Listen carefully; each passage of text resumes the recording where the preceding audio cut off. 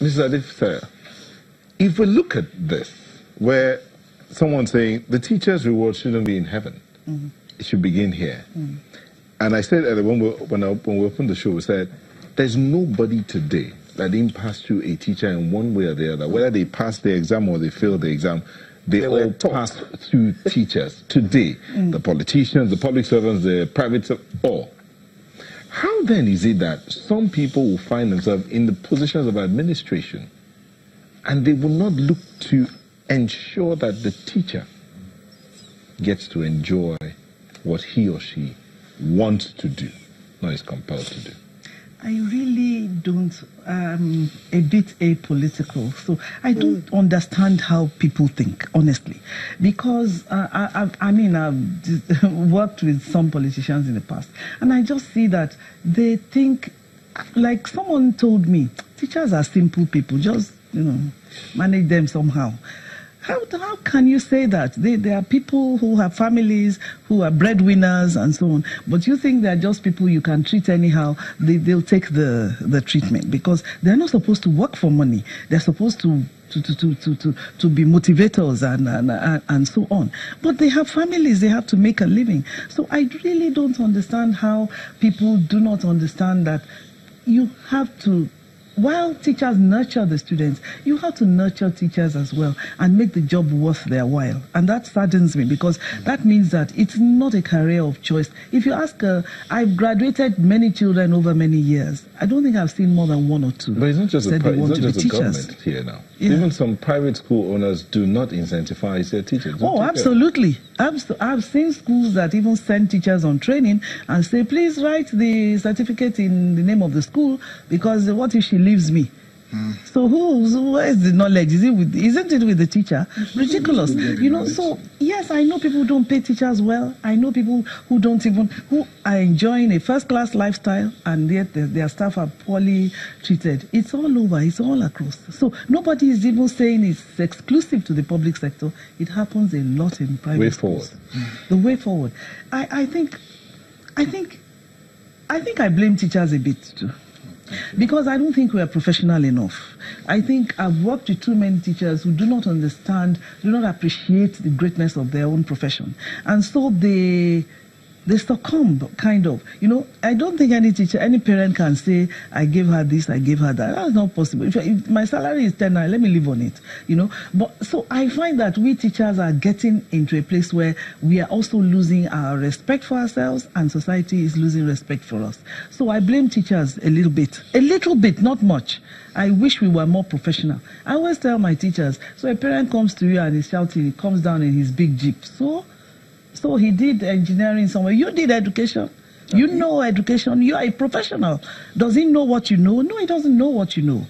So you've got to let him know you are a respected, respectable, competent, well-qualified person.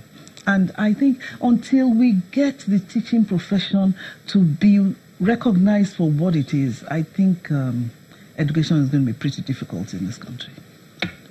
Yes, I read this some time ago, and it says, if the foundations be destroyed, what can the righteous do? The truth is that the foundation of education is being destroyed today. And the answer there is, what can the righteous? The word righteous there means upstanding, correct, steadfast, people of integrity. What can they do? And this is where we have to come in. I believe that even though the foundation has been destroyed, something can be done.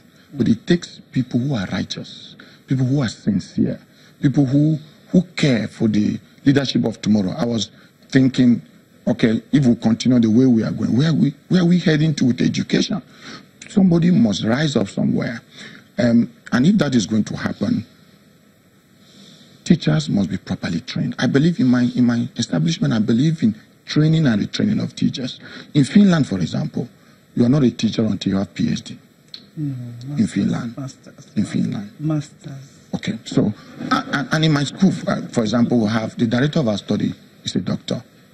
So it is that we need to give attention to training and retraining of teachers. But again, I believe that a teacher impacts knowledge. It transfers not just the calculus, not just the mathematics, but it transfers who he is.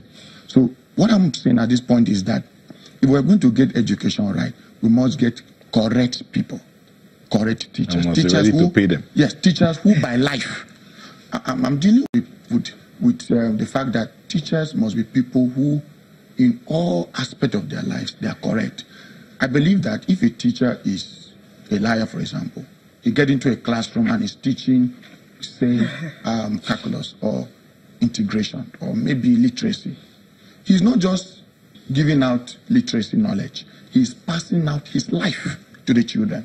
So tomorrow, the children are not just getting the knowledge of literacy, they are getting who he is. So he's transferring his value system by life. He's a liar. And don't be shocked when those students turn out to be liars as well. So a teacher is a very sensitive person.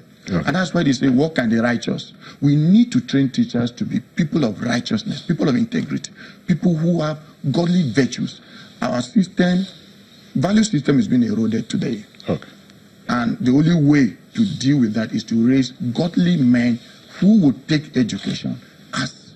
Okay, let's just read out some of these tweets and then you give your closing in 10 seconds. Victor Abia says, I'm a teacher, and with the kind of sacrifices we put in to ensure that the mind of a child achieves knowledge, which in turn is power, a teacher should be most revered citizen of the world because their contributions can only be correctly described as selfless. Francis Akingbewa says, in the UK, the minimum qualification of teaching in primary school is a postgraduate diploma, and teachers are adored and adequately compensated. But in Nigeria...